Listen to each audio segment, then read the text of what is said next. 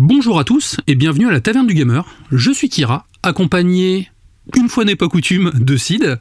Bonjour Sid, comment vas-tu ? Ça va très bien. Original, hein, c'est moi qui t'accompagne en effet cette semaine. Oui, c'est très original. Hein. Écoute, ma semaine, elle a été pas très riche en jeux vidéo. Hein. J'ai pas mal, j'ai parcouru le monde, donc avion, train, mais j'ai dormi surtout, donc malheureusement j'ai pas beaucoup joué. Puis tu sors de maladie, quoi. Mais par contre j'ai reçu mon Mario Wonder en rentrant, donc ça tu vois c'est classe, j'ai hâte. Le plaisir du week-end. Ouais, exactement. Alors moi j'ai joué cette semaine, parce que je suis en vacances à partir d'aujourd'hui, du coup bon bien sûr j'ai beaucoup travaillé pour rattraper mon futur retard que j'aurai en revenant. J'ai fini Assassin's Creed Mirage, donc je vous parlerai tout à l'heure. Ah. Je l'ai pas mal poncé, donc je pense que ce sera intéressant, on va dire. Et je suis toujours dans mon cycle Belmondo en ce moment. J'aime bien me mater des films de Belmondo, mais pas que. Je me suis regardé Robocop 1 et 2 en préparation du jeu Robocop que j'attends. Donc on est peut-être deux sur cette planète à l'attendre. Mais voilà, moi en tout cas, je l'attends énormément. Bon, écoute, t'as été beaucoup plus productif que moi, mais c'était pas très dur en même temps vu que j'ai rien fait. Oui, c'est clair. Mais quand même, on a préparé un podcast, et ça c'est beau. Avec oui, avec amour. Avec amour et avec au programme. Donc on va parler un petit peu de chiffres, mais pas trop. Mais ça va me permettre de parler de deux news en une seule. Enfin, vous verrez. On va parler donc des chiffres de vente de consoles. On va parler de Phil Spencer après, parce que j'avais parlé beaucoup de Sony la dernière fois, donc je me rattrape. Je vais parler beaucoup d'Xbox. Tu vas nous parler de Yakuza, que tu adores. Une saga dont tu es très fan. Le jeu Payday 3 aussi, avec un petit drama a priori. Si j'en crois le conducteur, j'ai pas la news. Et moi je vais parler de Diablo 4, là aussi pour du drama. Ensuite le test de la semaine Assassin's Creed Mirage, le tant attendu. Et j'ai hâte d'avoir ton retour parce que peut-être que ce sera un Assassin's Creed qui m'intéressera. Et je finis sur un sujet que j'adore, donc Shin Godzilla. Le film Godzilla d'Hideaki Anno en sujet hors sujet. Le retour de Godzilla dans la Taverne du Gamer. Oui, c'est vrai que ça faisait longtemps aussi. Hein. Mais c'est vrai, au niveau dessous de l'émission, le conducteur, quand je l'envoie à Sid, je fais exprès d'être évasif dans mes titres, en fait, pour justement créer la surprise. Donc c'est pas la surprise que pour vous, c'est aussi pour lui à chaque fois. C'est pour ça qu'à chaque fois, il se demande toujours qu'est-ce que je vais raconter. C'est pour la spontanéité, ça. Du coup, c'est parti, on attaque le générique. Allez, go.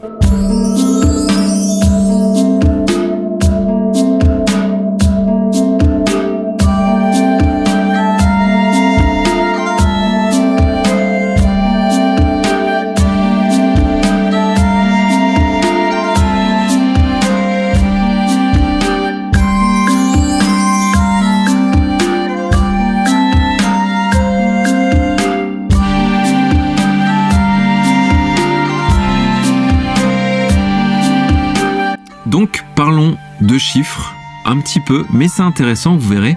Donc, les chiffres de vente de consoles, donc ça a été publié cette semaine par Game Industry.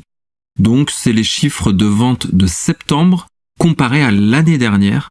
Donc en septembre aussi, à savoir pour le territoire européen uniquement. Et quand je dis Europe, ça n'inclut pas le Royaume-Uni et il n'y avait pas les données aussi de l'Allemagne. Et donc, PlayStation en top 1 de vente, je pense que là, je crée pas de surprise, Kira, quand je te dis ça. Je suis choqué. Tu es étonné, hein. Une hausse de 175% des ventes comparée à l'année dernière. Ouais, sacrée performance. C'est une sacrée performance, c'est astronomique. On peut la relativiser un petit peu quand même parce que on se souvient l'année dernière, il y avait encore des histoires de pénurie, même si ça touchait à sa fin en cette période-là. Mais quand même, on peut se dire qu'ils n'étaient pas en pleine puissance de ce qu'ils pouvaient faire en termes de vente. Donc ça explique pourquoi, quand on compare à l'année dernière, la hausse est si importante. Mais ça montre quand même une excellente santé, en tout cas, de ces ventes de consoles. Pour la PS5, là où certains se disaient peut-être qu'avec la politique tarifaire ou une communication un petit peu hasardeuse, voire ratée de PlayStation, ça pouvait entamer, ce déficit, cette confiance qu'auront les joueurs en la marque. Et finalement, le public est au rendez-vous. Oui, la preuve, moi-même, je suis passé à la caisse pour la PlayStation. Et je regrette pas d'ailleurs, j'ai commencé Spider-Man ce matin, donc ça fait partie des jeux que j'attendais beaucoup et malheureusement pour les joueurs Xbox, c'est une exclusivité PlayStation, d'où pourquoi je pense la console a autant frappe aussi fort encore, malgré comme tu dis les politiques tarifaires et certaines choses un peu borderline. Oui, mais il mise sur des titres très très forts, il mise sur des titres très qualitatifs où il laisse rien au hasard et c'est vrai que pour l'instant cette politique fonctionne. Après, la Nintendo Switch, Bon, console en fin de vie, est-ce que c'est intéressant de regarder les chiffres ou pas? Ils étaient annoncés, donc je les donne. Moins 28% comparé à l'année dernière.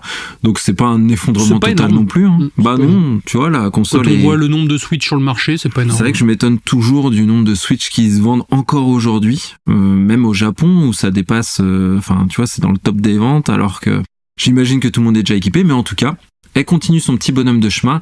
Et la Xbox Series, donc sans dissociation entre série S ou série X, hein, c'est les deux comprises, donc une baisse de 35% par rapport à l'année dernière. Donc pourquoi ce chiffre est intéressant? C'est que c'est le mois qui correspond à la sortie de Starfield. Donc certains disent il n'y a pas eu d'effet Starfield pour les ventes de consoles.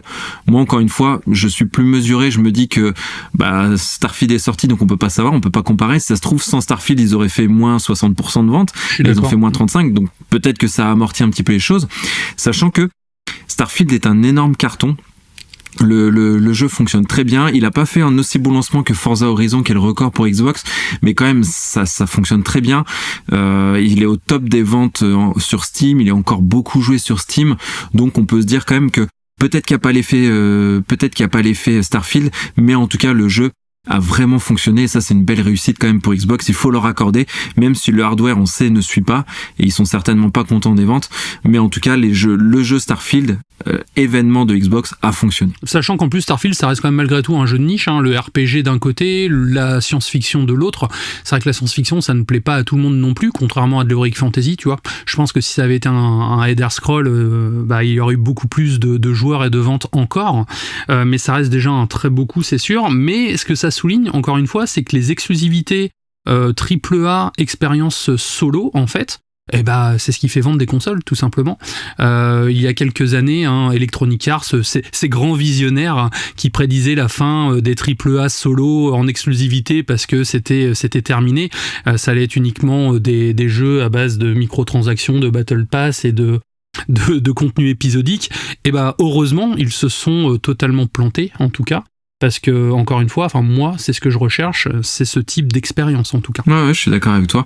Et Nintendo en est l'exemple. Exactement. Sony en est l'exemple, avec des licences fortes qui travaillent l'image de marque d'une console ou d'un constructeur. Donc voilà. Après, Activision Blizzard étant dans le giron maintenant de Xbox, ça va certainement débloquer des nouvelles pistes pour eux. Mais voilà, en tout cas, sur les ventes de hardware pur, petite baisse de vente côté Xbox. Et pour le PS Plus et le Game Pass, intéressant, donc il y a eu des petites aussi infos qui sont tombées. Donc 50 millions d'abonnés côté PlayStation Plus, toute offre confondue, et 40 millions côté Game Pass, toute offre confondue, incluant la nouvelle offre Game Pass Core qui était anciennement le Xbox Live Gold. Donc voilà, deux services qui je pense tournent bien, surtout que le Game Pass est boosté par le Game Pass PC. Donc voilà. Je me demande quand même s'il va pas y avoir une perte de vitesse sur la partie abonnement console et l'abonnement console et PC, quoi, que ce soit Game Pass ou PlayStation. C'est vrai que après, est-ce que c'est nous parce qu'on suit une certaine catégorie de personnes sur les réseaux sociaux, mais j'ai l'impression que de plus en plus de gens en fait reviennent à l'achat de jeux vidéo, que ce soit en physique ou numérique. Moi, j'en suis convaincu, que ça va atteindre très rapidement un plafond de verre à cause de la profusion de services et d'abonnements, que ce soit cinéma, séries, jeux, et aussi le Game Pass reste hybride, tous les jeux ne sortent pas dans le Game Pass, donc ça c'est, comme tu dis, tout le monde n'y trouvera pas son compte, donc je pense comme toi, les gens restent attachés à l'achat du jeu plutôt qu'à s'abonner. Je regardais là sur mes 5 prochains tests, j'ai qu'un seul jeu Game Pass. Ouais, exactement. Tout le reste, c'est du jeu achat Day One. De mon côté, on va parler de Yakuza. Donc pourquoi ? Parce qu'en fait, il y a quand même une petite mauvaise nouvelle malgré tout. Donc je dis petite parce qu'elle reste à relativiser, mais ça reste intéressant à décortiquer quand même. Donc quelle est cette mauvaise nouvelle ? Beaucoup de joueurs comme moi on fait les épisodes de Yakuza en japonais sous-titré. Donc là-dessus, pas de problème, on sera pas dépaysé, la nouvelle mouture sera en jap sous-titré français, il n'y a pas de souci. En revanche, ceux qui préfèrent les doublages anglais devront faire preuve de patience pour en profiter comme ils le souhaitent. Young-ya, la voix anglaise de Kiryu, a en effet confirmé sur X que seule la version originale en japonais serait disponible au lancement. Les doublages anglais arriveront dans un second temps via une mise à jour post-lancement, mais aucune date n'a encore été communiquée. Nous ne connaissons pas encore les raisons de ce retard, car en général, les doublages sont enregistrés bien plus tôt dans la production d'un jeu. Néanmoins, si vous êtes un adepte du doublage anglais, il serait plus sage de patienter, surtout que nous sommes dans la voie, on va dire, dans les bouchons de fin d'année, et nous sommes noyés sous les sorties, en fait. Donc moi de mon côté, bien évidemment, j'ai prévu de faire le test de ce nouveau Like a Dragon Gaiden. Pourquoi ? Parce qu'encore une fois, je le joue en version japonais. En revanche, le titre sera dispo Day One, donc dans le Game Pass. Il sera également dispo le 9 novembre sur toutes les consoles, Xbox One, Series X, PS4, PS5, mais il ne sera pas disponible en version physique. Je sais pas si tu te souviens. Ouais, je m'en souviens. Là où c'est intéressant, c'est que la licence Yakuza est une licence qui est très porteuse. Et pendant des années, la licence a eu beaucoup de mal à s'exporter, tout simplement, car elle était soit uniquement sous-titrée en anglais, donc ça c'était pour nous francophones, mais surtout les sous-titres anglais mettaient du temps à arriver. Et là, je trouve que c'est un peu se tirer une balle dans le pied, parce que bon, déjà, on les connaît, les ricains, c'est des grosses feignasses. Ils aiment bien quand c'est traduit, et donc du coup ils aiment bien entendre leur voix sur leur personnage, surtout s'ils ont l'habitude de jouer de cette façon. Et là, le fait de sortir un jeu donc dans ce couloir de sortie, en fait, sans le doublage anglais, c'est peut-être se tirer une balle dans le pied. Donc d'accord, c'est un spin-off, ok, le jeu est peut-être moins ambitieux que que les épisodes canoniques, mais je trouve que ça envoie un mauvais signal. Donc comment ça se fait ? Est-ce que c'est une erreur de timing ? Est-ce qu'ils ont envie de tester, voir si ça se joue ou si ça se vend quand même malgré l'absence de doublage anglais ? À voir. En tout cas, moi, je suis inquiet. Ouais, je comprends. Après, je me dis, tu vois, c'est un spin-off, t'as raison. Donc, c'est pas une sortie majeure pour eux. Peut-être que en plus, tu sais, avec maintenant les consoles qui sont connectées H24, ils doivent pouvoir savoir quelles sont la part de joueurs qui regardent ou écoutent plutôt en japonais qu'en anglais. Enfin, tu vois, ils ont certainement fait la balance du pour et contre en regardant les coûts de localisation, parce que c'est très très cher. Mais plus globalement, tu vois, mon inquiétude, Kira, vraiment, je pense que la localisation des jeux va se tarir là pendant les prochaines années qui vont arriver, et petit à petit seront remplacés au profit des intelligences artificielles, parce qu'on le voit très clairement aujourd'hui, les intelligences artificielles peuvent faire des trucs de ouf, et très certainement qu'un acteur japonais par exemple donnera son autorisation pour que sa voix, enfin ces mots, soient convertis dans une autre langue, et il y aura simplement plus la localisation sera automatique via une IA et n'existera simplement plus, réduisant drastiquement les coûts de production. Je pense que c'est vers ça qu'on tend, tu vois, des économies comme ça. Ouais, je serais pas étonné non plus. J'ai entendu l'autre jour une vidéo d'Arnold Schwarzenegger en interview avec une IA en fait qui reprenait sa voix et qui traduisait dans toutes les langues en même temps. Ça m'a vraiment fait bizarre, mais je l'ai reconnu comme s'il parlait sans accent en français en fait. Et oui, c'est quelque chose qui me terrifie, j'avoue, parce que ça reste des gens, des comédiens de talent. Moi, je vois pas mon Spider-Man sans Donald Renew, par exemple. Ouais, donc c'est ce genre de petites news un peu anodines, mais qu'il faut regarder comment les éditeurs, les développeurs se comportent avec cette partie localisation. En tout cas, c'est, à mon sens, c'est très important, parce que c'est un très gros segment de dépenses pour les éditeurs. Donc, tu vois, je pense que ça va bouger à ce niveau-là. Oui. Alors, pour info, je voulais juste finir là-dessus. Le jeu sort au tarif de 49€, donc c'est un spin-off qui est quand même moins cher. Ça reste à souligner. Je l'ai dit tout à l'heure, absence de version physique, donc uniquement dématérialisée. Les seules versions physiques qui vont sortir, c'est les versions japonaises, et a priori, elles seraient compatibles avec nos consoles européennes. Donc à voir, mais voilà, si jamais vous êtes vraiment attaché au physique comme moi et que vous les avez déjà en physique, ça peut être le bon mood en tout cas. Continuons, on va parler de podcast dans le podcast. Est-ce que c'est un peu méta ça quand même ? C'est méta. J'ai l'impression d'être psychomantis dans Metal Gear, tu sais, je lis votre carte mémoire. Attends, je change de port-manette. Ouais, c'est ça, carrément. Donc non, on va parler de podcast parce qu'il y avait un podcast sur Xbox, justement, dans lequel Phil Spencer est revenu sur le rachat Activision Blizzard. Et donc, je vais vous en faire la synthèse. Ça a duré 35 minutes, donc je vais vous dire dans les grandes lignes ce qui s'est dit. Mais c'était vraiment intéressant, c'était bonne ambiance. En plus, ils étaient sur les canapes, ils étaient 4 et tout. Il s'est prêté à l'exercice. C'est vrai qu'il est sympathique.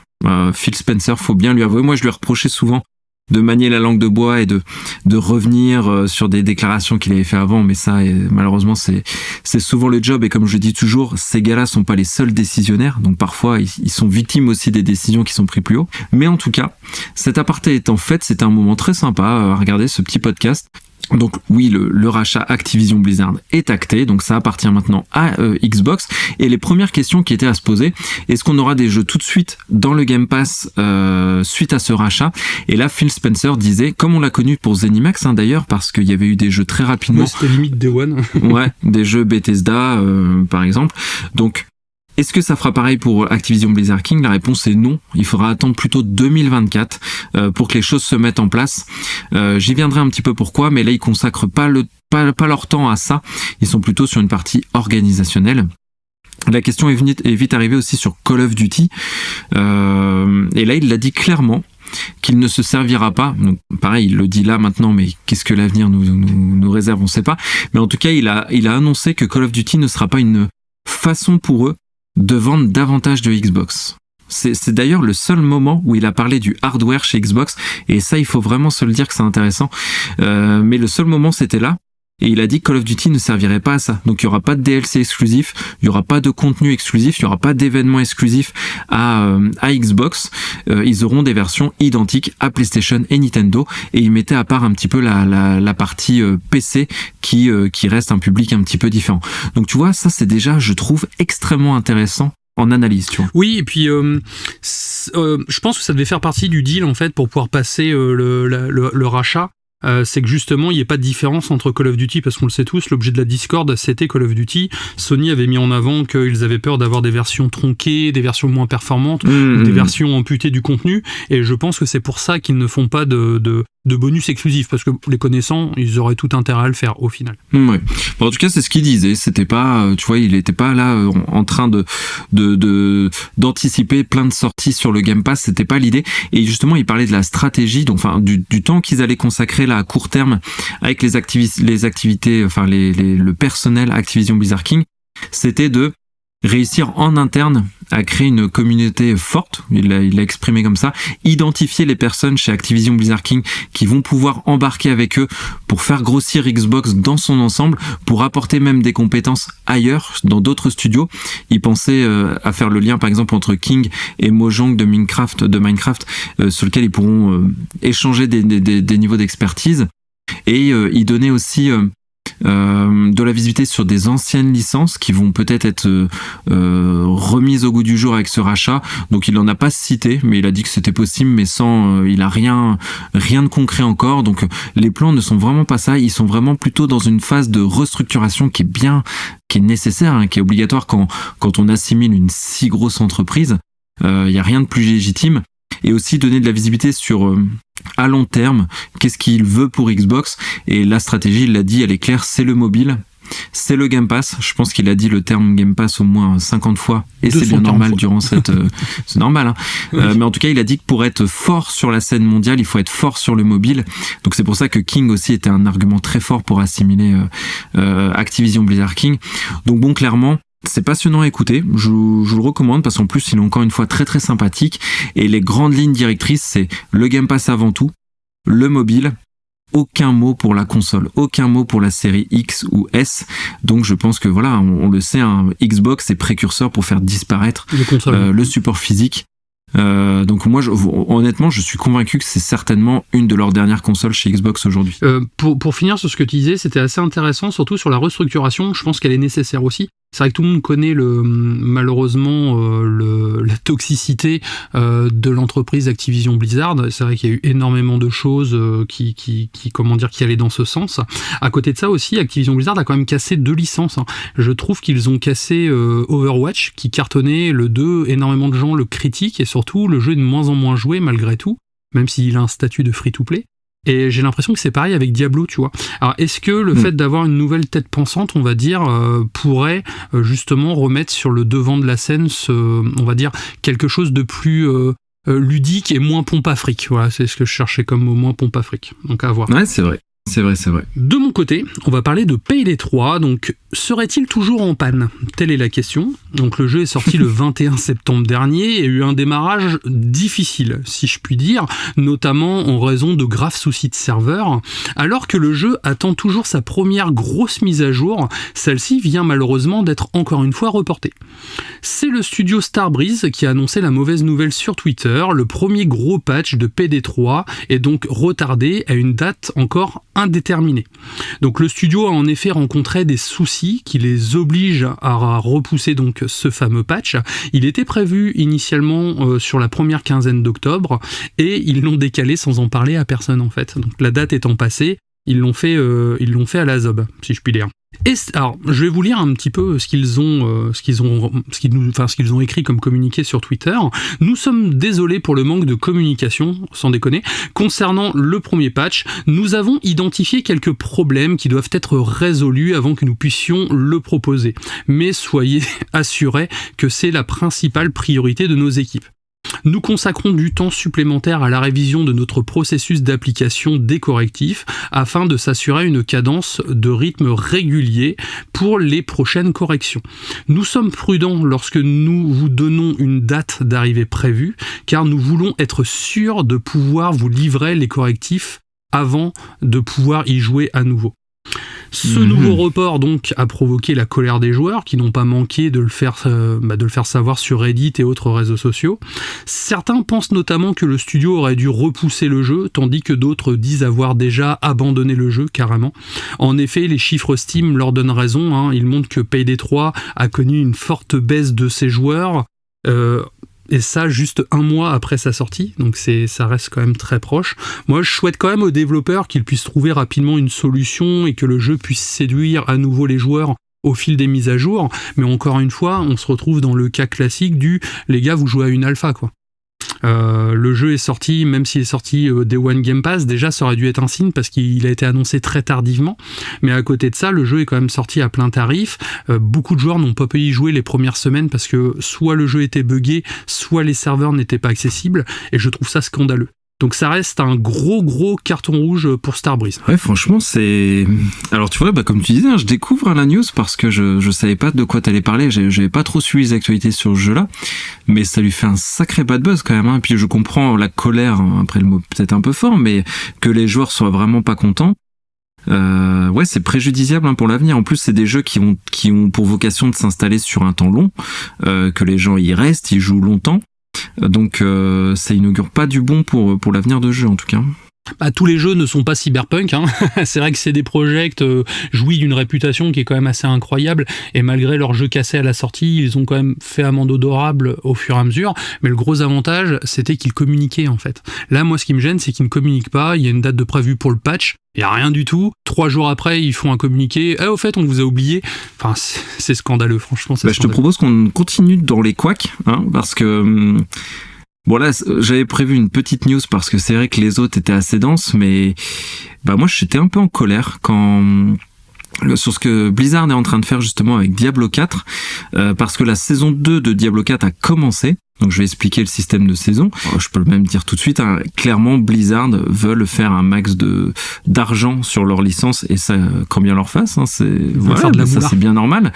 Simplement pour ça, ils transforment ce jeu qui était Diablo 1 et 2 des jeux solo ou au moins multi en coop à des jeux plutôt à service qui, comme je le disais tout à l'heure, doivent installer le joueur sur le temps long, le faire consommer via le système donc de saison, comme fort de leur expérience à Diablo 3. Et donc une des plus grosses entreprises, une des plus puissantes dans le monde du jeu vidéo, ont raté leur saison 1. Donc ça, c'était déjà embêtant parce qu'il y avait des problèmes d'équilibrage, de contenu, d'expérience, où il fallait farmer pour faire monter son personnage. Bref, les joueurs étaient mécontents de la saison 1. Ils avaient promis de se rattraper avec la saison 2 qui a été chaotique au lancement, donc où la mise à jour était difficile à télécharger, voire pas du tout accessible. Le cross-platform était désactivé pour ceux qui avaient réussi à passer la mage. Donc, sur toute cette journée de lancement, ils ont dû décaler un petit peu, donc ça s'est passé dans la même journée quand même, mais ils ont dû décaler le lancement de leur saison pour arriver à 1h du matin à réussir à livrer un patch correctif pour que ça se passe correctement ce lancement. Donc c'est chaotique vraiment en termes d'image. Le jeu ne séduit pas vraiment sur le long terme, j'insiste, parce que la saison 1 a été ratée, la saison 2 a déjà mauvaise presse pour en plus des ajouts que je trouve moi vraiment discutables. Donc après chacun y voit, je juge pas, chacun voit midi à sa porte, mais en tout cas on paye un pass qui va de 9 à 25 € pour débloquer on peut déjà accélérer la montée en XP de son personnage, on peut gagner du stuff, enfin bref, il y a tout un tas de choses qui débloquent avec la monnaie du jeu. Donc voilà, Diablo s'inscrit là-dedans. Moi, le Diablo auquel je joue en multi, mais entre amis. En fait, je joue pas spécifiquement en ligne pour ce que le jeu a proposé en ligne. Ce qui m'intéresse, c'est surtout la proposition du jeu en lui-même. Et ça, ces ajouts-là, je les trouve particulièrement décevants. En tout cas. C'est encore une fois ce qu'on disait tout à l'heure, hein, c'est la politique d'Activision Blizzard qui est pognon en fait. Et là, c'est vraiment au détriment des joueurs. On est d'accord, c'est des entreprises, c'est pas des associations. Ils doivent faire de l'argent, ils ont des conseils d'administration à honorer. Ok, mais faut pas que ce soit non plus à presser le citron jusqu'à la dernière goutte, en tout cas, quoi. Ainsi se conclut la partie news. Et oui. Du coup, on va passer au gros morceau de la semaine. Donc, on va passer sur le test d'Assassin's Creed Mirage, un jeu qui était, ma foi, fort attendu.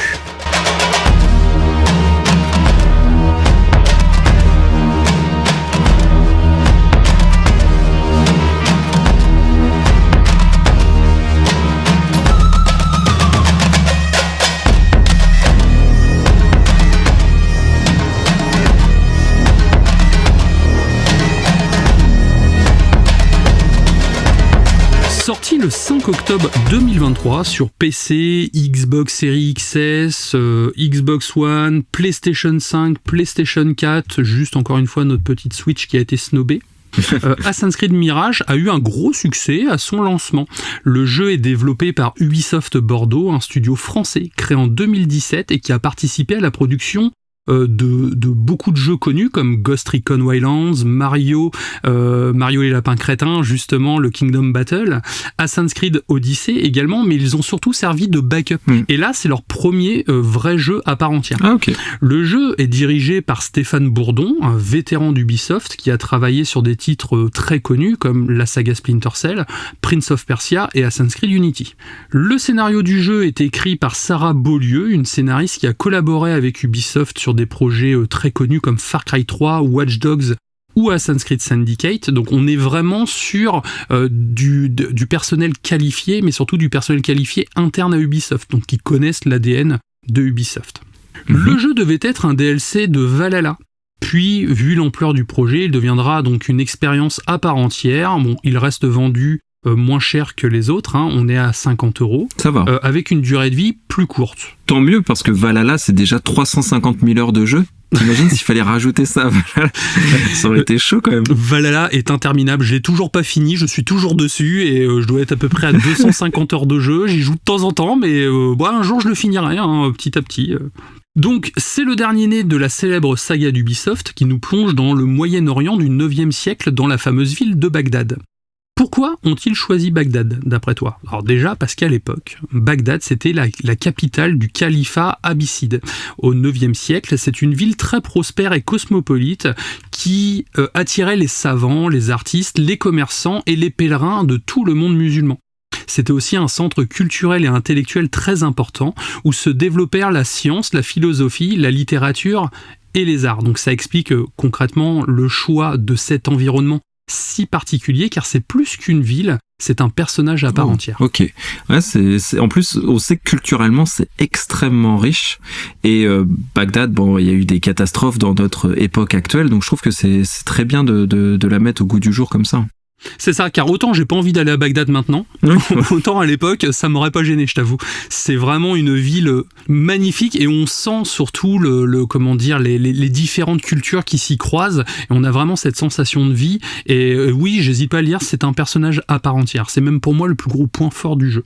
Mais je vais un petit peu trop vite en besogne, on expliquera ça plus tard. Allez. Notre héros, Basim, bien avant les événements de Valhalla, est un jeune voleur qui a rejoint la confrérie des assassins après avoir été témoin d'un massacre perpétré par les Templiers.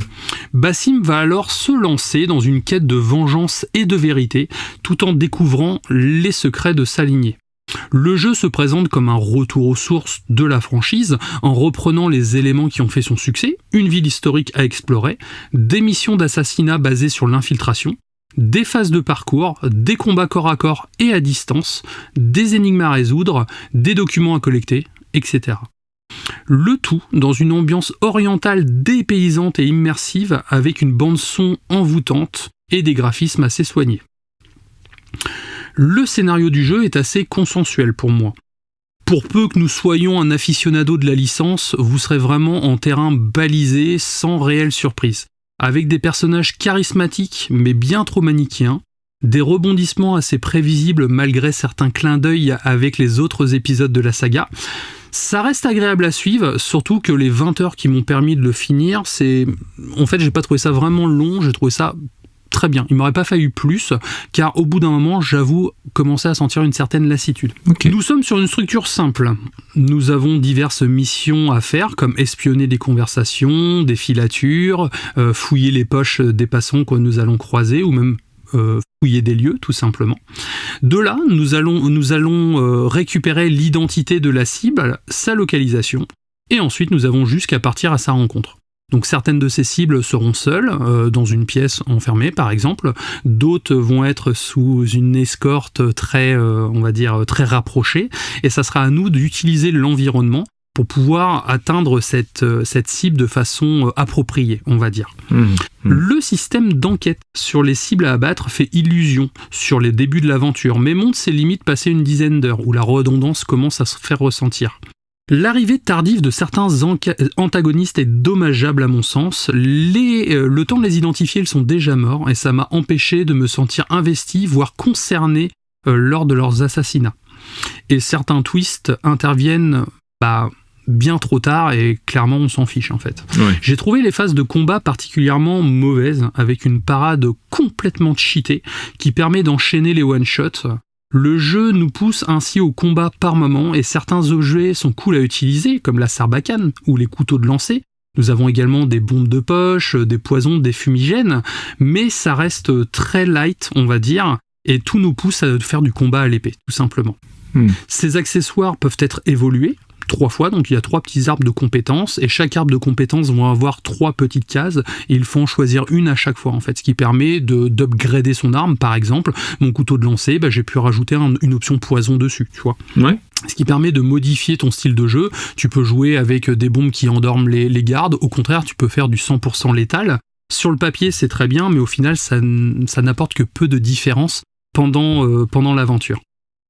Et enfin, l'infiltration qui est très light, clairement on est loin des ténors du milieu comme un Hitman, un Splinter Cell ou un Metal Gear Solid, pour citer les plus populaires. Nous sommes face à des mécaniques très casuales, se cacher dans les herbes, se mettre accroupi, prendre de la hauteur, s'asseoir sur un banc, ou l'utilisation de foule pour se cacher. Pourquoi ? Parce que le sens d'assassin est bien trop pété en fait, ce qui nous enlève tout le plaisir de l'observation. Couplé à une nouvelle feature qui permet de loquer jusqu'à 5 ennemis, puis de les éliminer en un coup. Donc c'est certes jouissif à utiliser, mais ça annule toute difficulté et toute sensation d'être un prédateur à l'affût en fait. Là on est vraiment un tigre face à des poules, tu vois. Et on peut voir les ennemis à travers les murs et tout, parce que ça c'est vraiment le truc que je déteste dans les jeux. Et c'est pour ça que je dis que justement le sens d'assassin est trop pété, parce qu'on peut voir les ennemis à travers les murs. Par moment, quand on envoie l'aigle Enkidu, en fait, on peut même voir le chemin que vont prendre les ennemis à l'avance. Et du coup, on se retrouve à un jeu qui est encore une fois beaucoup trop facile et qui enlève toute sensation de danger. Immersion. Ou d'immersion, tout à fait. Ou même de satisfaction, ouais, c'est dommage ça. À ça, on rajoute une intelligence artificielle d'époque de 2007, clairement, j'en fais pas des caisses, elle est vraiment dégueulasse cette intelligence artificielle. Elle est soit aveugle, soit sourde. J'ai pu tuer 4 ennemis à la suite juste en sifflant, donc je te pose un peu le contexte, je suis planqué derrière une paroi, il y a 4 ennemis en train de parler, je siffle, le premier qui fait « qu'est-ce qui se passe ?» Il vient voir, je le tue. Je resiffle. Le deuxième il fait « qu'est-ce qui se passe ?» Il vient voir, je le tue. Je resiffle. Le troisième il fait « mais il se passe quelque chose ?» Je le retue. Et là, il y a le dernier qui est tout seul, qui se dit « c'est bizarre, mes 3 potes sont partis, personne n'est revenu. » Là, je siffle, donc qu'est-ce qu'il fait ? Il vient. Du coup, je le tue, en fait. Ouais, d'accord. Donc voilà, tu vois, c'est le genre de choses, moi, qui me font... Ça, c'est plus possible. Ouais, mais ça me fait sortir du jeu, en fait. Parce qu'encore une fois, c'est marrant sur le coup, mais à un moment, je me dis, mais je vais pas me faire toutes les squads comme ça, quand même. Et en fait, si, on peut vraiment se faire toutes les squads comme ça, je ne mens pas. Certaines nouveautés sont quand même sympathiques. On retrouve l'utilisation de l'aigle, transfuge de la dernière trilogie. Le parcours est quand même vraiment mieux fichu que par le passé. Nous ne pouvons plus grimper partout comme avant, ce qui crée une certaine tension lors des courses-poursuites. On va avoir vraiment certains murs où ça va être très compliqué parce qu'il n'y a pas de prise, d'autres murs où ça sera beaucoup plus simple. Et des fois, ça m'est arrivé, j'étais en train de courir et je me suis retrouvé bloqué dans une ruelle et j'ai dû affronter les gardes parce que je ne pouvais plus grimper. Et ça, c'est quand même un gros plus au niveau de l'immersion, par exemple. Il y a également un système de jetons pour les quêtes annexes qui est sympa et qui à elle seule justifie de les faire tout simplement.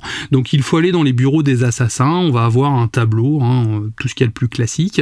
On va sélectionner plusieurs quêtes secondaires, donc une ou plusieurs d'un coup, et après on va les avoir dans notre menu de quêtes. Ça va être des quêtes basiques, ça va être du vol, de l'escorte, de l'assassinat. Là où il y a une subtilité, c'est qu'on va avoir un objectif facultatif qui permet de pimenter l'expérience.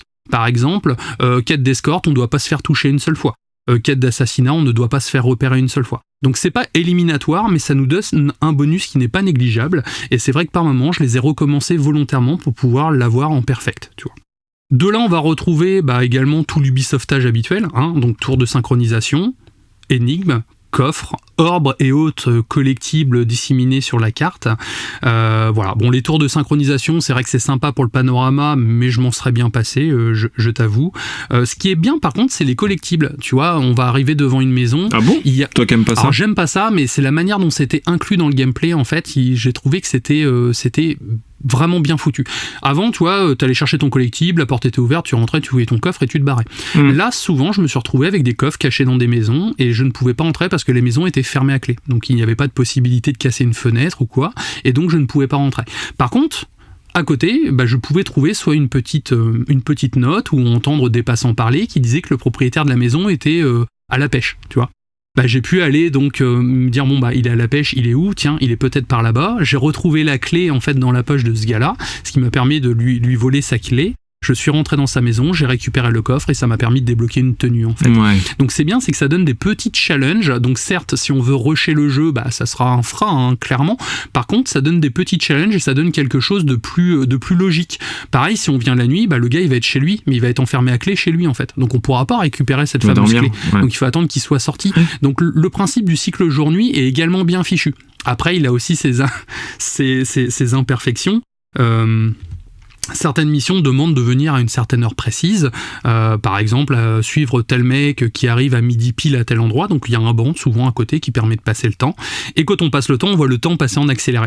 Et ce qui m'a fait rigoler, c'est que je m'assois sur ce banc, je passe le temps en accéléré, je vois un mec qui est en train de balayer devant, donc il a l'air de balayer pendant 12 heures de suite, tu vois, il s'arrête pas le gars, Donc à l'époque, ils étaient courageux, ils s'arrêtent pas. Sauf que moi, voyant pas le gars arriver, j'ai relancé le temps d'attente. Donc j'ai revu le gars rebalayer pendant 12 heures en fait, sans attendre en fait, tu vois. Et ça, c'est ce genre de petits détails qui me sortent également du jeu parce que avoir un aussi beau papier cadeau, une aussi belle ville en fait, avoir des personnages qui discutent entre eux, qui vivent réellement, qui ont leur petite routine et tout, et tomber sur des erreurs grossières comme ça, encore une fois, ça m'a sorti du jeu et c'est vraiment dommage. Ouais, c'est un petit loupé ça. Niveau musique, c'est le compositeur américain, donc je vais essayer de ne pas écorcher son nom, c'est Brendan Agelid qui est à l'œuvre, c'est sa première vraiment BO complète sur Assassin's Creed, donc il mélange habilement les sonorités orientales et la musique électro, c'est de toute beauté, franchement l'OST est vraiment folle, je l'ai écouté même à l'extérieur dans mon casque, tu vois, et c'est pour ça que le petit morceau de musique que j'ai sélectionné tout à l'heure, mais clairement c'est un très très gros point fort parce que je ne pensais pas que ce style de mélange en fait fonctionnait aussi bien. C'est vrai que moi la musique orientale c'est pas ma came à la base, mais mélanger à de l'électro comme ça avec des sonorités plus métalliques, et j'ai trouvé ça quand même très très cool quoi. Bien sûr, le titre propose un mode photo qui permet de capturer les plus beaux moments du jeu, et il y en a. La ville de Bagdad est resplendissante et bon nombre de panoramas valent le détour. J'ai pris énormément de plaisir à le contempler. En tout cas, c'est vraiment ce qui m'a le plus plu dans ce jeu, c'est l'enrobage, c'est la ville, le dépaysement. C'était vraiment incroyable. Voilà. Et aussi le fait de retourner sur une map plus petite. Donc bon, la ville de Bagdad est déjà très grande, il y a un petit peu d'alentour, mais on est loin d'un département complet ou d'un pays ou même de plusieurs îles grecques. Et du coup, on a cette sensation d'être dans un endroit plus clos, plus suffocant en fait. Et ça redonne des vibes à l'ancienne qui sont très très intéressantes. Au niveau des plus et des moins. Donc les plus, moi j'ai noté Bagdad, clairement. Bon, je vous l'ai dit plusieurs fois, mais c'est somptueux. Basim, le héros que j'ai beaucoup apprécié, même si son histoire était un peu chiante et au final était un peu osef, l'évolution du personnage, elle, est très cool, et c'est un perso que j'ai beaucoup apprécié jouer. L'impression de jouer une capsule temporelle également, alors c'est dans les deux sens du terme. Le côté ville à l'ancienne, c'est vraiment un cours d'histoire, on va retrouver pas mal de petites notes en fait qui vont expliquer par exemple le marché, qu'est-ce qui s'y passait, le palais, pareil, qui a vécu dans ce palais-là, qu'est-ce qu'il est devenu maintenant. Donc ça reste très cool avec les jeux Ubisoft, mais il y a aussi le côté capsule temporelle où encore une fois, il y a beaucoup de mécaniques à l'ancienne, dont l'intelligence artificielle. Clairement, c'est pas elle qui va conquérir le monde, j'en suis sûr. L'OST que je trouve fantastique, le parcours qui a été revu et qui est très très bien, le level design qui est au service d'un monde qui vit, vraiment qui vit. J'ai eu cette sensation de vie mais tout le temps et c'était incroyable. Et aussi la mission des 40 voleurs qui est une mission facultative, qui est une mission bonus même, qu'on a que si on a précommandé le jeu ou si on a l'édition Deluxe, qui est vraiment très très cool avec l'histoire d'Ali Baba et tout, et c'est dommage qu'elle ne soit pas implantée au jeu de base en tout cas. Au niveau des moins, donc j'ai noté l'infiltration, voilà, j'ai rien de plus à dire là-dessus, Les combats c'est pareil. C'est vrai que c'est pas un Souls-like, j'attendais pas un Souls-like, mais bon, quand t'as une parade de 45 ans, bon, voilà. Je parlais à un ami sur internet qui me disait que lui il galérait avec la parade en fait. La parade, on utilise la petite gâchette, donc c'est R1 pour une PlayStation ou RB en fait, donc a priori elle serait assez mal fichue pour beaucoup de joueurs, c'est ce qui se dit sur les réseaux sociaux. Moi j'ai pas trouvé, j'ai trouvé plutôt bien fichu, mais en tout cas c'est à signaler, on sollicite beaucoup les 4 boutons du haut de la gâchette, les gâchettes quoi, tu vois. Ah oui. La fin, avec toutes ces marottes Ubisoft, tu vois, le genre de monde ésotérique et tout, enfin tout ce que je ne peux plus voir à l'heure actuelle, j'en ai marre, et là clairement il y a le droit encore une fois. Le jeu souffre de quelques bugs techniques, ça va, clairement, entre tous les jeux Ubisoft qui sont sortis ces dernières années, c'est un des moins pires. J'ai eu quand même 2 crashs pendant la même mission, donc ce qui m'a quand même embêté, parce que j'ai dû redémarrer intégralement la console, donc c'est à signaler également, ça a été patché depuis, mais voilà. En conclusion, Assassin's Creed Mirage est un jeu qui ravira les fans de la saga qui retrouveront avec plaisir l'esprit des premiers opus. Le jeu offre une aventure dépaysante et passionnante dans une ville de Bagdad somptueuse grâce à cet enrobage époustouflant qui est à saluer. De plus, son gameplay est certes perfectible, mais il est intuitif, qui permet d'arpenter les merveilleux environnements avec une sacrée aisance. Cependant, le jeu n'est pas exempt de défauts. Les mécaniques de combat et d'infiltration sont archaïques, ce qui nuit aux sensations in-game, et la répétitivité se fait quand même ressentir au bout d'un moment. Assassin's Creed Mirage est donc un bon jeu popcorn qui se consomme tel un gros blockbuster, c'est fun, c'est agréable sur le moment, et c'est bien ça l'essentiel. On est loin d'un chef-d'œuvre, mais c'est un bon petit bonbon sucré pour le fan d'Assassin's Creed en attendant les choses sérieuses. Je recommande malgré tout ce jeu, en tout cas, si vous êtes fan de la saga. Ok, écoute, moi tu sais, dans tout ce que t'as dit, ce qui m'intéressait vraiment, c'était le côté Assassin's Creed plus à taille humaine, tu vois, que les Valhalla ou autres, surtout les 3 derniers opus. Mais par contre, le côté intelligence artificielle, et les côtés voir les ennemis à travers les murs, tu vois, moi je pense que ça va vraiment, pour moi, me sortir de l'immersion. Mais c'est dommage parce que tu as parlé de l'OST, ça donne trop envie, l'ambiance, ça donne trop envie. Mais moi, ce côté-là, je pense que ça peut, tu vois, me gêner quand même. Alors je te connais, toi, c'est quelque chose qui est rédhibitoire et tu pèterais un câble dessus, donc clairement, non. Je te conseille pas de le faire pour toi, en tout cas, pour ton type de jeu à toi. C'est vrai que toi, le gameplay, c'est quelque chose qui est très important et le jeu va souffler le chaud et le froid sur cette partie, en fait. Toute la partie balade est vraiment très cool, mais tu vois, le combat, c'est ce qu'on m'a dit, oui c'est un jeu d'infiltration, d'accord, mais l'infiltration elle est pétée en fait. Oui mais le combat ça peut être sympa, oui mais le combat aussi il est pété, donc on est quand même sur 2 éléments qui sont super importants dans la boucle de gameplay qui pour moi ne font pas le taf. Pareil, je me suis retrouvé à des moments dans des couloirs avec des chiers d'ennemis en fait que j'ai dû tous tuer un par un. Donc soit j'utilisais le coup du sifflet mais c'était pas drôle. Du coup, j'y allais au combat en fait. Mais après au final, je me suis aussi ennuyé par rapport à ça parce que des fois le jeu t'impose le combat. Quand tu vas tuer ta cible, tu vas te retrouver avec des hordes d'ennemis qui vont t'attaquer, donc soit tu fuis, soit tu te bats. Mais le truc, c'est que si tu te fuis, parfois ils te rattrapent, donc t'es quand même obligé de te battre en fait. Donc ça fait partie intégrante du jeu. Et le genre d'argument que j'ai eu cette semaine, oui, mais c'est pas un jeu où le combat est primordial, certes, mais quand il y en a autant, il se doit d'être mieux travaillé en fait. Je pense que le principe de la parade, c'est quelque chose qui a été fait pour donner, pour casualiser le jeu en fait, pour que même des gens qui n'aient pas l'habitude d'y jouer en fait puissent y prendre du plaisir. Et ça là-dessus, c'est un fait, c'est pas désagréable à jouer. Par contre, moi j'ai une certaine exigence sur la partie infiltration, surtout. J'ai retourné les Splinter Cell, Metal Gear ou même Hitman, les derniers Hitman, je refais les niveaux en boucle assez régulièrement, je découvre encore des choses. Et ben là, c'est quand même de l'infiltration Wish en fait. Donc certes, c'est très dur ce que je dis, mais c'est comme ça que je l'ai ressenti en tant que hardcore gamer de l'infiltration, tu vois. Même dans Ghost Recon Wildlands, qui est quand même le jeu le plus bourrin de la saga, je trouvais que l'infiltration était mieux fichue en fait. Et ça, c'est dommage. Mais je pense, tu vois, moi, c'est assez clair que c'est pas un jeu pour moi, mais je pense qu'ils ont quand même réussi leur pari parce que, nous ne sommes pas les joueurs, en fait, ça vise vraiment, c'est le genre de jeu qui vise un grand public, et je pense vraiment que ça va être un énorme carton parce que, voilà, il s'adresse aux bonnes personnes avec ce jeu, la proposition est cohérente avec justement le public visé, donc voilà, ils ont fait ce qu'ils savaient faire et je suis pas choqué, tu vois, par la proposition. D'où ma comparaison avec les blockbusters, en fait. C'est vraiment ça, c'est un jeu qui va plaire à un max de gens. Après, je suis un fan d'Assassin's Creed, je les ai tous faits. J'ai commencé au tout premier qui est sorti à l'époque en 2007, je l'avais eu Day One et j'avais pris une claque sans précédent. Je vais rester sur Assassin's Creed 4 Black Flag, qui reste mon préféré ever, ça c'est indéniable. Mais j'ai relancé Assassin's Creed Unity la dernière fois.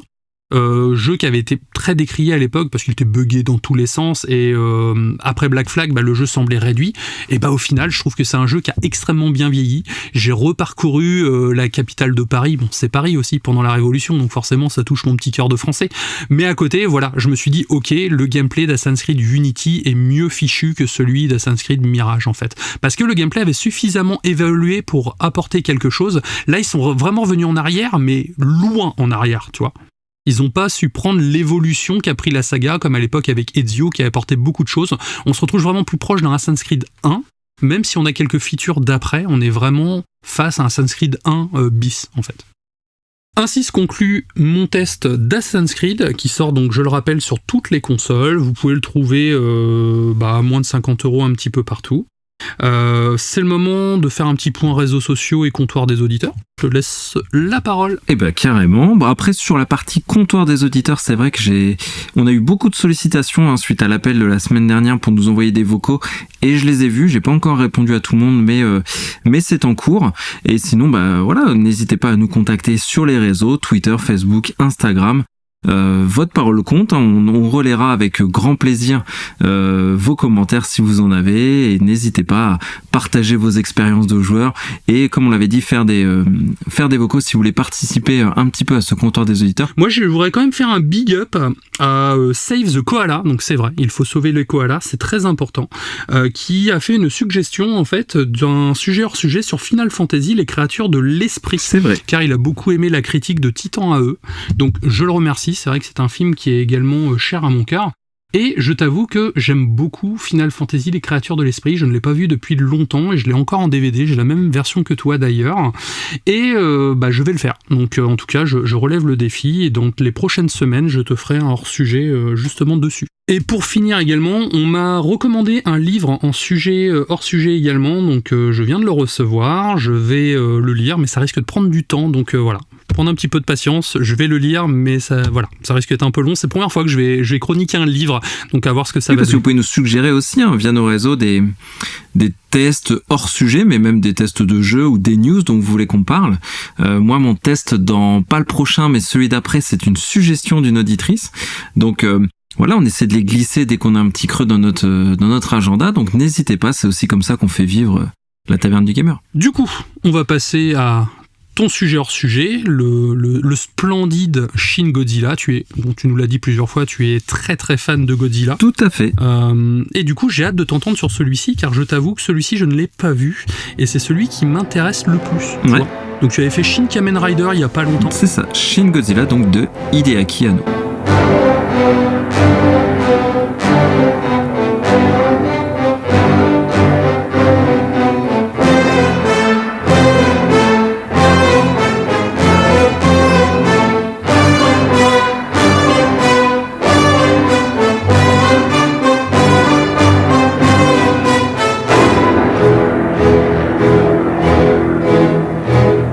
Quel magnifique thème musical donc d'Akira Ifukube, le légendaire. Hein, c'est un thème qui a été repris du Godzilla de 1954. Donc vraiment un thème que j'adore, que j'ai écouté en boucle en faisant cette chronique. Donc Shin Godzilla, c'est pas n'importe quel film Godzilla parce que ça faisait un moment qu'il n'y avait pas eu de film japonais Godzilla, déjà. Donc c'est le 29e film et il y avait une pause, je crois, de presque un peu plus de 10 ans entre le dernier film japonais et celui-ci. Et en plus, aux commandes, on a Hideaki Anno, dont j'ai déjà parlé, c'est le papa d'Evangelion, qui a été... qu'on connaît pas, un illustre personnage inconnu, qui a été repéré quand même par le grand Miyazaki de Ghibli. Et petite anecdote, il fait la voix du héros dans Le vent se lève, un des Ghibli que j'aime le plus. Et donc... Annoncé en 2015, ce film, il a fait un coup de tonnerre forcément chez les fans de Godzilla de savoir qu'Hideaki Anno serait aux commandes, parce que Evangelion, c'est du kaiju, Godzilla, c'est un monument là-bas. En plus, c'est le premier film Godzilla qui est post-Fukushima, quand même, hein, parce que c'est un événement dramatique qui s'est passé au Japon et qui reste dans le thème de Godzilla. Et surtout, c'est un film un petit peu personnel parce que il a une vocation presque thérapeutique pour Hideaki Anno, ce film, parce que il était en train de faire, tu sais, les Evangelion que j'ai parlé la semaine dernière, d'ailleurs 1.0, 2.0, 3.0, et il était entre le 2 et le 3, je crois, à ce moment-là, et il traversait une phase de dépression. Il allait vraiment pas bien, Hideaki Anno, à ce moment-là, et c'est un de ses amis, Shinji Higuchi, qui a proposé à Anno de faire ce projet. Donc tu vois qu'il l'a sorti un petit peu de ce mouron pour partir à l'aventure Godzilla avec un autre de ses potes d'ailleurs qui est Shiro Sagisu, je crois qu'on dit, qui est très très connu parce qu'il a fait toutes les musiques d'Evangelion. Et donc il est aussi dans ce film. Donc tu vois, ces deux potes. Oui, c'est vraiment la famille. Ouais, c'est vraiment la famille et ça a fait du bien à Hideaki Anno de se lancer dans ce projet. Donc le film s'appelle Shin Godzilla. En France, ou enfin hors Japon, c'est Godzilla Résurgence. Et pourquoi j'en parle maintenant, c'est qu'il est sorti officiellement en Blu-ray en France le mois dernier chez Spectrum Film. Et à cette occasion, il y a eu des sorties au cinéma que j'ai pu aller voir dans une petite salle de cinéma près de chez nous. Et c'était un grand kiff de voir ce film au ciné parce que j'avais pas eu l'occasion de le faire et c'était vraiment très sympa. D'accord. Donc l'histoire de Godzilla, hein, c'est un film Godzilla, donc c'est un gros monstre qui casse il faut. On est dans la baie de Tokyo. La disparition, enfin ils sont en train d'enquêter au début sur la disparition très inquiétante d'un membre d'un équipage d'un bateau. Le bateau est en mer, c'est un bateau de plaisance, il n'y a plus personne dessus. Donc les autorités s'interrogent et au même endroit, la mer commence un petit peu à bouillir, vraiment, littéralement, avec même miasme un peu rougeâtre dans l'eau. La population s'agite, les chaînes d'infos en continu, forcément, en font leur direct, qu'est-ce qui se passe dans l'eau, machin, etc. Les réseaux sociaux, on connaît dans ces moments-là, ils s'affolent. Et je vous donne dans le mille, qu'est-ce qui crée ce bouillon dans la mer? C'est Godzilla, simplement. Attention. Il a lâché une caisse? Non, il a pas lâché une caisse. En fait, c'est un Godzilla, si tu veux, il ressemble à une sorte de grande queue de lézard, de lombric. C'est pas encore le Godzilla que l'on connaît. Et on va suivre toute une équipe de politiciens un peu technocrates qui doivent gérer la crise. Qu'est-ce qui est en train de se passer? Ils lancent des communications, des théories. Enfin bref, tout le monde s'affole. Et petit à petit, Godzilla commence à sortir de l'eau, mais il sort de l'eau, encore une fois, dans une forme que l'on ne connaît pas. Il sort à quatre pattes en rampant, et c'est un petit peu tout ce qui fait le sel de ce film. C'est que c'est un Godzilla qui, tout au long du film, va évoluer, va avoir des transformations. Donc, pour pas dévoiler évidemment les éléments de l'intrigue, je dirais pas trop. Donc, la première forme, c'est celle-ci, un peu une sorte de gros ver marin. Et petit à petit, il va aller sur la Terre et faire sa vie et transformer, évoluer en même temps que le film. C'est nouveau ça dans les Godzilla, non ? Oui, j'ai pas de souvenir d'avoir eu ça. C'est assez original. C'est une approche que j'apprécie énormément parce que ça a un très gros intérêt scénaristique et je vais le décrire juste après. Parce que Godzilla est la vedette du film, normal. Il s'appelle Shin Godzilla quand même. Mais en fait, la toile de fond est tout aussi intéressante parce que c'est le Japon, c'est la société, c'est le gouvernement, c'est les technocrates, c'est l'administration. Et en fait, toutes ces phases de transformation que Godzilla amorcera, et à ce moment-là, il sera inopérant, statique, il ne se passera rien côté Godzilla, permettra de construire toute la partie analyse. On verra justement ces personnages, les protagonistes prendre de l'ampleur, étudier Godzilla, essayer de comprendre comment lutter contre lui. Donc ça va vraiment créer dans le rythme des temps forts. J'imagine, oui. Où il y a Godzilla, tu vois, qui fait sa transformation et qui jouit de nouveaux pouvoirs, et des temps faibles où il est justement dans ces fameuses phases de transition où là on va suivre les protagonistes du film, essayer de faire leur théorie et évoluer dans cet environnement-là. D'accord. Donc très très intelligent, hyper intéressant dans la structure narrative. J'ai trouvé ça vraiment passionnant et un peu précurseur. Et c'est ce qu'on attendait de toute façon d'Hideaki Anno, c'est de révolutionner un peu tout en restant dans ce qu'est Godzilla, dans le sel du film de monstre. Parce que rassurez-vous, il y a des scènes de destruction qui sont assez splendides d'ailleurs. Godzilla s'en donne à cœur joie et on sait que c'est son passe-temps favori. Et d'ailleurs, Shin Godzilla est un film de monstre. Godzilla est complètement terrifiant dedans. C'est une version vraiment de Godzilla qui est, tu vois, presque... je sais pas comment dire, palpable, viscéral. Enfin, c'est vraiment, on sent que c'est presque du réel, quoi. C'est une bête, c'est une bête sauvage. Parfois, elle est difforme en fonction de ses formes. Elle est très bestiale, comme j'ai dit. Ses yeux, il a des tout petits yeux blancs, tu vois, presque sans âme. Tu vois, une dentition, franchement, digne des pires films d'horreur. Donc, il a clairement, Hideaki Anno représentait Godzilla, pas comme l'ami parce que dans certains films Godzilla sauve l'humanité.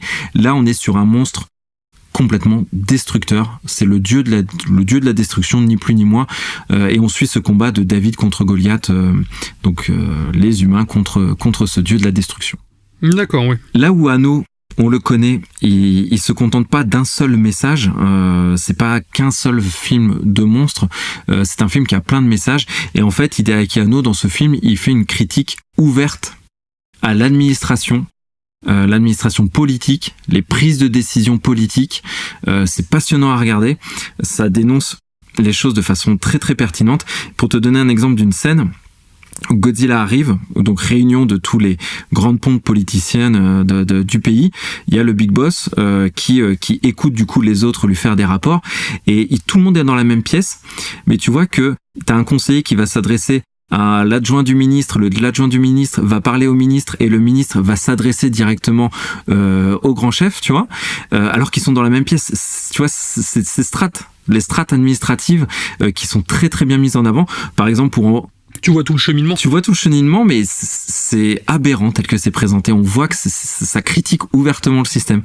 Pour lancer un missile, t'as un mec qui appelle un autre mec, qui appelle un autre mec, qui appelle un autre... Enfin, tu vois, c'est des prises de décision qui tardent, qui sont longues et qui ont des répercussions évidemment sur les populations, sur Godzilla et sur tout le reste. Et ça, c'est très très bien représenté par Hideaki Anno. Aussi, il fait une critique assez ouverte, et ça m'a étonné, de l'ingérence américaine, parce qu'on sait que l'Amérique... a encore un petit peu, enfin pas qu'un peu d'ailleurs, une position dominante sur le Japon, avec une souveraineté qui est pas vraiment japonaise, qui est américano-japonaise. Il y a encore des bases américaines là-bas, et plusieurs fois dans le film, il faut l'aval des Américains pour agir. Ouais. Les États-Unis prennent presque la souveraineté de leur sol à certains moments. Enfin bref, une critique très acerbe là aussi des Américains qui m'a encore une fois vraiment très surpris. Mais Hideaki Anno est assez nationaliste, on le sait sur une approche politique. Ça critique aussi les médias, l'instantanéité de l'information, où tout de suite ça fait le buzz, ça fait le direct des chaînes d'infos comme je disais, pour au final devoir rétro-pédaler parce qu'on parle trop vite, on sait pas finalement ce qu'est vraiment la menace, mais on essaie de rassurer la population et au final on dit n'importe quoi. Et ça représente aussi évidemment la résilience du peuple japonais, parce que Godzilla, c'est ça, hein, c'est aussi pour les Japonais une façon d'extérioriser ou de renaître de traumatismes qu'ils ont connus, et ça aussi là c'est très très bien représenté. Ça c'est cool parce que ça fait vraiment envie en tout cas de voir ce côté dénonciation par l'auteur justement, et se servir du prisme de Godzilla comme ce fut le cas en son temps en fait, quand il dénonçait justement la bombe atomique et tous les toutes les séquelles qu'il y a eu derrière en fait. Donc là il a un peu modernisé la chose, en tout cas j'ai l'impression, mais en parlant de séquelles actuelles. Exactement. Hideaki Anno s'est approprié un concept très fort, il l'a modernisé, il a mis sa sauce. D'ailleurs mon prochain petit paragraphe était sur le style Anno que l'on retrouve vraiment. Ce film, il est dense.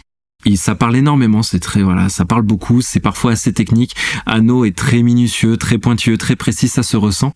Et je disais aussi dans la construction, il y a ce rythme assez haché avec des temps forts, vraiment où c'est le temps des menaces, et des temps un peu plus mous qui sont là où on parle des personnages discutant entre eux, là où ça critique, là où tu vois il y a ce côté un peu plus acerbe. Mais Anno aussi a cette capacité de faire de petites phases. Enfin, il a cette capacité de dynamiser aussi de simples discussions entre protagonistes. Tu vois, il te sort la bonne musique qui va bien derrière, genre on a l'impression qu'il se passe un truc de ouf alors qu'ils sont juste en train d'analyser comment défoncer Godzilla. Mais ça c'est très rigolo. Et d'ailleurs musique que je vais mettre en fond là pendant qu'on se parle, qui est une des musiques d'Evangelion. Donc pareil, ça ravive quelque chose. Donc les musiques sont vraiment magnifiques. Elles lient l'ensemble. Elles font vraiment que elles apportent beaucoup au style d'Anno, donc c'est pour ça que c'est pas que son film. Je trouve vraiment que la contribution du compositeur, donc Shiro Sagisu, est primordiale parce qu'elle crée vraiment une cohésion dans l'ensemble, et elle lui sauve un peu, je trouve, parfois certains moments qui sont un peu plus, tu vois, un peu plus bas, quoi. Donc en conclusion, donc ce film à lui seul, hein, je trouve, représente parfaitement la saga. C'est un de mes films préférés d'ailleurs, hein. Loin des versions sympathiques américaines du Monsterverse, hein, qui ont le mérite d'exister, mais qui sont surtout des films catastrophes avec très peu de messages de fond. Là, Godzilla, on se retrouve avec c'est le Godzilla dans toute sa splendeur. C'est un film sur le Japon, sur les Japonais, sur l'humanité, sur la société actuelle, l'influence géopolitique, et tout ça relié par un film de monstre tel qu'on en a l'habitude, avec des scènes de catastrophe. Bref, le film est vraiment à son image, dense, puissant, à l'image de Godzilla. Très proche, j'ai trouvé, du chef-d'œuvre de 1954, que moi j'adore par-dessus tout. Je m'étais dit qu'il fallait que je le regarde, ce film, plus pour ma culture, et au final je le trouve absolument incroyable, ce film de 1954. Donc là, Hideaki Anno nous a servi un magnifique film Godzilla. Pour la suite, Godzilla, il va y en avoir, on va en manger. Déjà, le film, retrouvez-le en Blu-ray chez Spectrum Film. Il est sur aucune plateforme. Là, en fin d'année, on va avoir Godzilla Minus One, donc qui est le prochain film japonais, qui est très très attendu. Ça sort le 3 novembre, donc 3 novembre au Japon. Après, il y a la série Monarch, 17 novembre, qui ira sur Apple TV+. Oh que oui. Ça va être génial. Avec Kurt Russell. Ça va être génial. Et après, ça s'inscrit dans le Monsterverse, là, du coup, des films américains sur Godzilla. Mais ça va être intéressant parce qu'on va suivre Monarch, qui est une société qui piste un peu les kaiju, qui travaille sur le sujet. Et après, l'année prochaine, Godzilla versus Kong, The New Empire, en 2024, sur lequel j'ai un peu plus de doutes, mais on sait jamais. On n'est pas à l'abri d'une surprise. Exactement. Après, je suis comme toi, j'attends beaucoup la série Apple TV. Je vais la regarder, je pense, Day One également. Encore une fois, Kurt Russell Forever, hein, obligé. Mais fait amusant, c'est que c'est son fils qui va le jouer, lui, jeune, en fait. Ah ouais, c'est rigolo, ça, ouais. Il va y avoir deux temporalités, une temporalité dans les années 60, je crois, une temporalité à notre époque. Et c'est son fils, Wyatt Russell, qui va le jouer jeune, donc c'est cool.